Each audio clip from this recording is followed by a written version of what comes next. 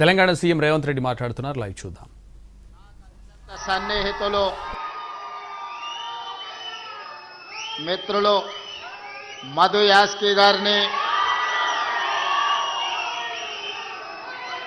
అదేవిధంగా హైదరాబాద్ నగర మాజీ మేయర్, మాజీ శాసనసభ్యులు తీగల కృష్ణారెడ్డి గారిని, కార్పొరేషన్ చైర్మన్ చల్లా నరసింహారెడ్డి గారిని, మరో కార్పొరేషన్ చైర్మన్ జ్ఞానేశ్వర్ ముదిరాజ్ గారిని,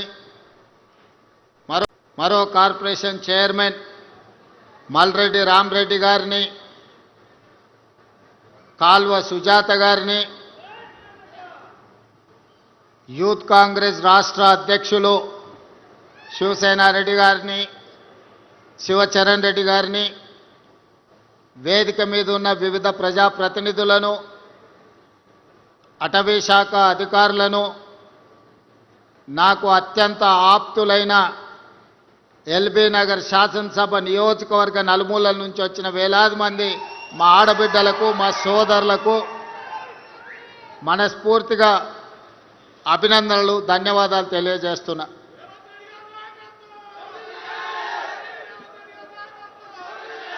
మిత్రులారా, ఎల్బీ నగర్ శాసనసభ నియోజకవర్గం అంటే నాకు చాలా ప్రత్యేకమైన అభిమానం. 2018 శాసనసభ నియోజకవర్గ ఎన్నికలలో అనుకోని పరిస్థితులలో రాజకీయ కుట్రలో భాగంగా కొడంగల్ శాసనసభ్యుడిగా ఓటమి చెంది చాలామంది రేవంత్ రెడ్డి రాజకీయ శకం ముగిసింది, ఇక మళ్ళీ ఏమీ కానివ్వము అని ఆనాడు చాలామంది కుట్రపూరితంగా నవ్వుకున్నారు. సరిగ్గా 4 నెలలు తిరిగే లోపల శ్రీమతి సోనియా గాంధీ గారు పార్లమెంట్ ఎన్నికలలో మల్కాజ్గిరి పార్లమెంట్ అభ్యర్థిగా ఎన్నికల బరిలో దించితే ఆనాడు 32 లక్షల ఓట్లున్న మల్కాజ్గిరి పార్లమెంట్ నియోజకవర్గంలో 3000 పోలింగ్ బూతులు ఉండే. 3000 పోలింగ్ బూతులు కాదు కదా, సంవత్సరాలు సరిపోదు. అయినా ఆనాడు పార్టీ అవకాశం ఇచ్చి సోనియా గాంధీ గారు, రాహుల్ గాంధీ గారు అండగా నిలబడి ఆనాటి ఎన్నికల బరిలో దించితే అప్పటి వరకు నాతో ఉన్నవాళ్ళు, అండగా నిలబడతామన్న వాళ్ళు, మీరు భుజాల మీద మోసి గెలిపించిన వాళ్ళు ఎన్నికలు ప్రకటించి అభ్యర్థిగా అవకాశం వస్తే నన్నే కాదు మిమ్మల్ని కూడా గుండెల మీద తన్ని పరాయోడి పంచన ఆనాడు చేరిండ్రు.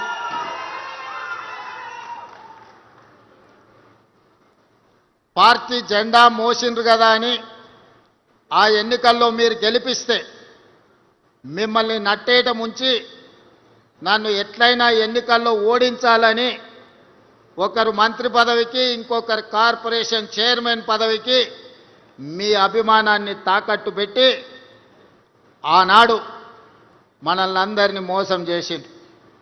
అయినా మీరిచ్చిన ధైర్యంతో మీరు అండగా నిలబడితే 2019 పార్లమెంట్ ఎన్నికల బరిలో ఆనాడు దిగితే ఈ ఎల్బీ నగర్ శాసనసభ నియోజకవర్గం 30,000 మెజారిటీ ఓట్లను అందించడం ద్వారా ప్రశ్నించే గొంతును నిలబెట్టాలి. తెలంగాణ 4 కోట్ల ప్రజల యొక్క సమస్యల్ని గల్లీ నుంచి ఢిల్లీ వరకు వినిపించే నినాదమై ఈ ప్రాంత ప్రజల యొక్క సమస్యల్ని లేవనెత్తుతాడని మీరు అభిమానం చూపించి మీరు గుండెల్లో పెట్టుకొని మీ భుజాల మీద మోస్తే మల్కాజ్గిరి పార్లమెంట్ సభ్యుడిగా ఢిల్లీకి నేను బయలుదేరిన. మీ అభిమానం, మీ గుండె ధైర్యం తీసుకొని ఢిల్లీకి బయలుదేరితే పార్లమెంటులో అక్కడ జరుగుతున్న సమావేశాలలో పార్టీ తరఫున ప్రజల తరఫున గట్టిగా నిలబడి కొట్లాడినప్పుడు శ్రీమతి సోనియా గాంధీ గారు, శ్రీ రాహుల్ గాంధీ గారు, మల్లికార్జున్ ఖర్గే గారు నన్ను చూసి గుర్తించి పిసిసి అధ్యక్షుడిగా అవకాశం ఇస్తే వెనక్కి తిరిగి చూడకుండా 3 సంవత్సరాలు నిరంతరం కొట్లాడితే 2023 7 తారీఖు నాడు ఎల్బీ స్టేడియంలో లక్షలాది మంది ఆశీర్వాదంతో ప్రజాపాలన ప్రభుత్వాన్ని మనం ఏర్పాటు చేసుకున్నాం. మిత్రులారా, ఈ ప్రాంతంలో అటు నల్గొండ జిల్లా కావచ్చు, మహబూబ్ నగర్ ఉమ్మడి జిల్లా కావచ్చు, రంగారెడ్డి జిల్లా సోదరులు 90% నివసిస్తారు. మీరందరూ ఆనాడు అభిమానంతో అవకాశం ఇచ్చిండ్రు కాబట్టి కుట్రలో భాగంగా పడిపోయిన నన్ను నిటారుగా నిలబెట్టి అండగా నిలబడ్డారు. కాబట్టి ఈనాడు తెలంగాణ రాష్ట్ర ముఖ్యమంత్రిగా మళ్ళీ ఎల్బీ నగర్ శాసనసభ నియోజకవర్గంలో మీ ముందు నిలబడి ఈ ప్రాంత అభివృద్ధికి 100% నేను సహకరిస్తానని ఈ వేదిక మీద నుంచి సవినయంగా విజ్ఞప్తి చేస్తున్నా. ఆనాడు పార్లమెంట్ సభ్యుడిగా ఇక్కడ కాలనీలలో వర్షం వచ్చినప్పుడు మల్రెడ్డి రామరెడ్డి ఇక్కడనే ఉన్నాడు. కొంతమంది మిత్రులు కార్పొరేటర్లు ఇక్కడ లేకపోయినా ఆనాడు వరదల్లో కాలనీలు మునిగినప్పుడు కప్పెర చెరువు నీళ్లు మొత్తం ఇక్కడ కమ్మేసినప్పుడు మీరు సమస్యలు ఉన్నాయంటే అధికారుల మీద ఒత్తిడి తేవడానికి, ప్రభుత్వానికి సమస్యల్ని విజ్ఞప్తి చేయడానికి ఆనాడు ఈ బస్తీలన్నీ తిరిగినాం. ఈ ప్రాంతంలో దాదాపుగా 90% అన్ని పార్టీల రాజకీయ నాయకులను నేను గుర్తుపడతా. ఈ ప్రాంతానికి వస్తే నా సొంత ఊరు కొండారెడ్డిపల్లికి వెళ్ళినప్పుడు ఏ అనుభూతి కలుగుతుందో ఈ ప్రాంతానికి వచ్చినప్పుడు కూడా నాకంతే అనుభూతి కలుగుతుంది. ఎందుకంటే మా ఊరిలో నన్ను ఎంతమంది మావాడు అనుకొని అభిమానంగా చూస్తారో ఈ ఎల్బీ నగర్ ప్రాంతంలో ప్రతి ఒక్కరూ పార్టీలకు అతీతంగా మావాడు రేవంత్ రెడ్డి ఈరోజు ఎదిగిండు, ఈరోజు తెలంగాణ రాష్ట్రానికి ముఖ్యమంత్రి అయిండని అభిమానంతో పలకరిస్తారు. ఏ రాజకీయ నాయకుడికైనా ఈ అభిమానమే కావాల్సింది. ఆ అభిమానమే ఈనాడు ఇక్కడ నన్ను నిలబెట్టింది. అందుకే ముఖ్యమంత్రి అయిన తర్వాత ఈ ముఖ్యంగా మల్కాజ్గిరి పార్లమెంటు నియోజకవర్గ పరిధిలో ఒకనాడు రంగారెడ్డి జిల్లాలో అటువైపే అభివృద్ధి కనిపించింది. నగరాలు వచ్చినా, కాలనీలు వచ్చినా, హైటెక్ సిటీలు వచ్చినా, అంతర్జాతీయ స్థాయి యూనివర్సిటీలు వచ్చినా అన్నీ ఆ వైపునే రంగారెడ్డి జిల్లాలో వచ్చినాయి. నగరానికి కూతవేటు దూరంలో ఉన్న మన ఎల్బీ నగర్ కావచ్చు, బిఎన్ రెడ్డి నగర్ కావచ్చు, వనస్థలపురం కావచ్చు, హయత్ నగర్ కావచ్చు, లేకపోతే గుర్రంగూడ కావచ్చు, బైరామల్గూడ కావచ్చు, సాహెబ్ నగర్ కావచ్చు, ఈ ప్రాంతం హైదరాబాద్కు అతి సమీపమైన ప్రాంతం. మన చంద్రాయన్ గుట్టతో సహా సంతోష్ నగర్ గురించి, సైదాబాద్ గురించి నేను చెప్పాల్సిన అవసరం లేదు. ఏ రోజు ఈ ప్రాంతం అభివృద్ధి అంటే ఎవరికి పట్టలే. దీని ఓల్డ్ సిటీ అనో లేకపోతే చిన్న చిన్న మారుమూల గ్రామాలను వదిలేసిండ్రు. ఏ రోజు కూడా ఇక్కడ నిధులు ఇచ్చాలన్న ఆలోచన చేయలే. మన ఓట్లతో గెలిచేది, కానీ అభివృద్ధి ఇంకొక వైపున జరిగేది.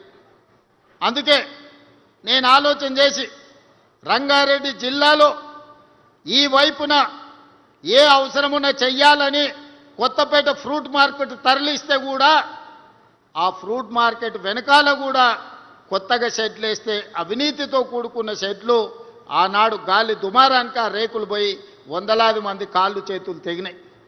అందుకే ఈనాడు శంషాబాద్ దగ్గర 240 ఎకరాలలో 2400 కోట్ల రూపాయలతోని అంతర్జాతీయ ప్రమాణాలతోని ఈరోజు ఫ్రూట్ మార్కెట్, అదేవిధంగా flower market, fish market, mutton, chicken ఏం కావాలన్నా, పోల్ట్రీ ఏమి కావాలన్నా అందుబాటులో ఉండే ఒక అంతర్జాతీయ మార్కెట్ను మన వైపు తీసుకొచ్చినాం.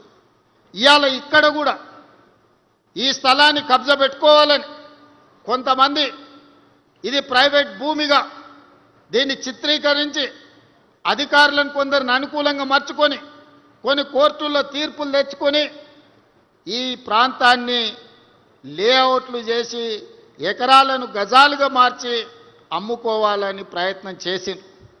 ఆ కేసు సుప్రీంకోర్టులో ఉంటే ఉద్దండులైన న్యాయవాదులను పెట్టి ఆ కేసులో ప్రభుత్వం గెలవడమే కాదు, ఈ ప్రాంతానికి కాలుష్య రహితమైన ఒక నాణ్యమైన గాలి, నీరు స్వచ్ఛంగా ఈ ప్రాంత ప్రజలు బ్రతకడానికి అవసరమైన అభివృద్ధిని చెయ్యాలి అని దీని ఒక నేషనల్ ఫారెస్ట్ కింద, పార్క్ కింద ఈరోజు అంకితం ఇచ్చి 100 ఎకరాలుగా పైగా మొత్తం 424 ఎకరాలు జూబ్లీహిల్స్ ప్రజలకి కాసు బ్రహ్మానందరెడ్డి పార్క్ ఉంటే ఎల్బీ నగర్ ప్రాంతంలో, బిఎన్ రెడ్డి నగర్ ప్రాంతంలో 424 ఎకరాల అంతర్జాతీయ ప్రమాణాలతోని ఇక్కడ పార్కు నిర్మించాలి.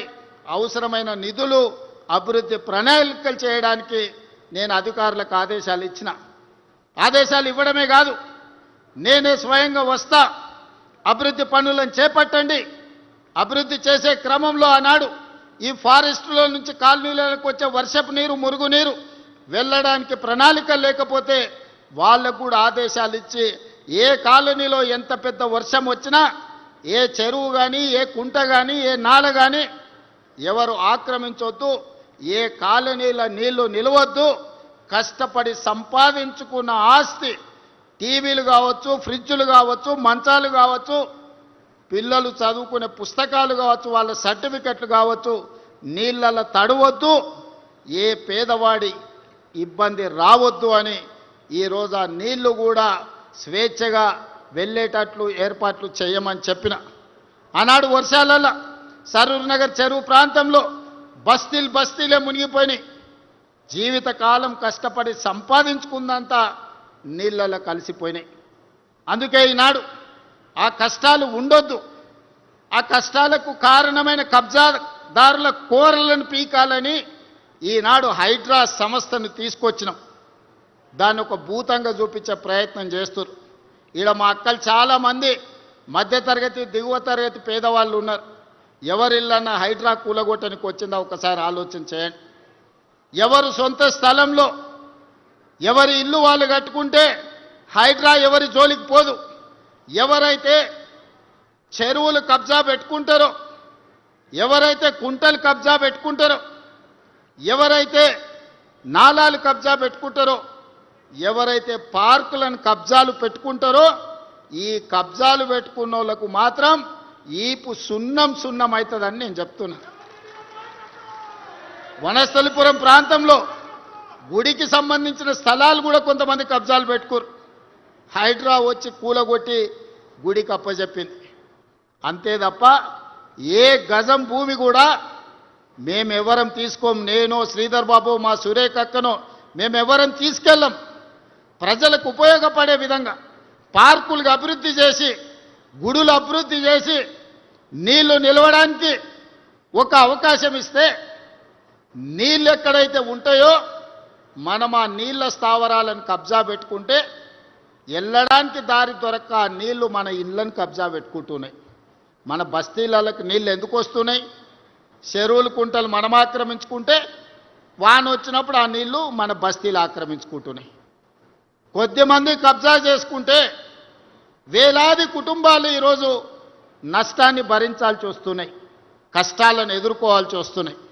ఈనాడు మన సమస్యకు, మన బస్తీలు నీళ్ళలో మునగడానికి, మన కాలనీలలో నీళ్లు అట్లనే ఉండడానికి కారణం కొంతమంది కబ్జా రాయిలు కబ్జా పెట్టుకోవడమే. ఆ కబ్జాలు పెట్టేటోళ్ళు ఎవరైనా సరే, ఎంత వారైనా సరే ఈ ప్రభుత్వం వదలదు అని చెప్పి ఈనాడు నేను స్పష్టంగా చెప్పదలుచుకున్నా. అదేవిధంగా ఈనాడు ఢిల్లీ నగరం చూసినాం, ముంబై చూసినాం, బెంగళూరు చూసినాం. ఢిల్లీలో దేశ ప్రధానమంత్రి నరేంద్ర మోడీ ఉంటాడు, భారతదేశ రాష్ట్రపతి అక్కడనే ఉంటారు, సుప్రీంకోర్టు చీఫ్ జస్టిస్ అక్కడనే ఉంటాడు. పెద్ద పెద్ద యూనివర్సిటీలు, కోట్లాది రూపాయలు సంపాదించిన పెట్టుబడిదారులు ఢిల్లీలోనే ఉంటారు. కానీ ఆ ఢిల్లీ నగరం కాలుష్యం, గాలి విషం, నీరు విషం, అక్కడ నివసించలేని పరిస్థితి, ఇంట్లోకి వెళ్ళి బయటకు వెళ్ళలేని పరిస్థితి, పాఠశాలలు బందు, పార్లమెంటు బందు, రోడ్లు బందు, పరిశ్రమలు బందు, హోటళ్ళు బందు. ఎందుకు వచ్చింది ఈ పరిస్థితి ఢిల్లీకి? అక్కడ పాలకులు పట్టించుకోకపోవడం, పాలకులు కాలుష్యాన్ని నియంత్రించకపోవడం వల్ల ఇవాళ ఢిల్లీ నగరానికి ఆ పరిస్థితి దాపురించింది. ప్రధానమంత్రి గారు కూడా ఏమి చేయలేని పరిస్థితి. ముంబైలో వర్షం వస్తే 24 గంటలు ఇంట్లోకెళ్ళి వెళ్ళలేని పరిస్థితి. బెంగళూరులో ఇంట్లో నుంచి బయటకు వస్తే ఎయిర్పోర్ట్ పోవాలంటే ఎప్పుడు పోతాడో, విమానం ఉంటుందా ఎగిరిపోతుందా తెలియని పరిస్థితి. అందుకే ఈనాడు మన నగరానికి ఆ పరిస్థితి రావద్దు. ఈనాడు మన నగరాన్ని గొప్ప నగరంగా, విశ్వ నగరంగా తీర్చిదిద్దుకోవాలి, అంతర్జాతీయ ప్రమాణాలతో అభివృద్ధి చేసుకోవాలని ఒక గొప్ప లక్ష్యంతో ఈనాడు మూసీ నది పునరుజ్జీవన కార్యక్రమాన్ని పెట్టుకున్నాం. మూసీని ప్రక్షాళన చేస్తామంటే ఈనాడు మనకు అడ్డం పడుతున్నారు. ఆయల్ల చాదర్ఘట్ ఆ ప్రాంతంలో మూసీ నది ఒడ్డున ఉన్న వాళ్లకు ఆనాడు అక్కడ ఉన్న ఇండ్లన్నీ టీకేఆర్ కాలేజీ దగ్గరికి తరలించిండ్రు. ఏదన్నది నందనవనం. ఆయల్ల నందనవనానికి వెళ్ళమంటే వాళ్ళందరూ చాలా దుఃఖానికి లోనైన. ఇవాళ నందనవనం ఓట్లు లేకుండా ఎవరు ఎమ్మెల్యే కాని పరిస్థితి వచ్చింది. ఎవరు ఇక్కడ ఎమ్మెల్యే కావాలన్నా మొట్టమొదట నందనవనంకి పోయి అక్కడ ఉన్న వాళ్ళకి దండం పెట్టుర్రా నాయన అని చెప్పుకునే పరిస్థితి. ఎంపీగా నిలబడ్డప్పుడు నేను కూడా నందనవనానికి పోయి మా అక్కలందరినీ ఆడ కలిసి వచ్చినాను. ఇవాళ నందనవనానికి ఒక ప్రత్యేకత వచ్చింది. ఇవాళ కృష్ణారెడ్డి కాలేజీ ప్రాంతంలో ఈరోజు ఫ్లైఓవర్లు వేసుకున్నాం. ఈరోజు ఔటర్ రింగ్ రోడ్ వచ్చింది, రోడ్ల వెడల్పు కార్యక్రమం అయింది. ఇవన్నీ కూడా ఆనాడు ముందు చూపుతో చేయకపోయిన ఉంటే, హైటెక్ సిటీ కట్టకపోయిన ఉంటే, ఔటర్ రింగ్ రోడ్ అంతర్జాతీయ ఎయిర్పోర్టు నిర్మించకపోయిన ఉంటే, ఐటీ ఫార్మా కంపెనీలు తేకపోయిన ఉంటే ఇవాళ అంతర్జాతీయ స్థాయిలో మనకి గుర్తింపు వస్తుండేనా? ఆయల్లో కూడా కుట్రలు చేసిన వాళ్ళు ఉండ్రు, కడుపులో విషం పెట్టుకున్న వాళ్ళు ఉండ్రు, కాళ్ళల్లో కట్టెలు పెట్టిన వాళ్ళు కూడా ఉండ్రు ఆయల్ల. కానీ ఆయల్ల పాప దేవేందర్ గౌడ్ గారు నిరంతరం కృషి చేసి ఆ రోజు భూసేకరణకు సద్దన్నం కట్టుకొని పోయి కూర్చొని 5,000 6,000 ఎకరాల భూమి ఎయిర్పోర్ట్ కోసం సేకరించే దాంట్లో దేవేందర్ గౌడ్ గారు తీవ్రమైన కృషి చేశారు. ఇవాళ ప్రపంచ చిత్రపటంలో శంషాబాద్ ఎయిర్పోర్ట్ వచ్చిందంటే దేవేందర్ గౌడ్ లాంటి వాళ్ళ కృషి ఎంతో ఉంది. హైటెక్ సిటీ ఆ రోజు కట్టింది కాబట్టి ఐటీ కంపెనీలు వచ్చినాయి.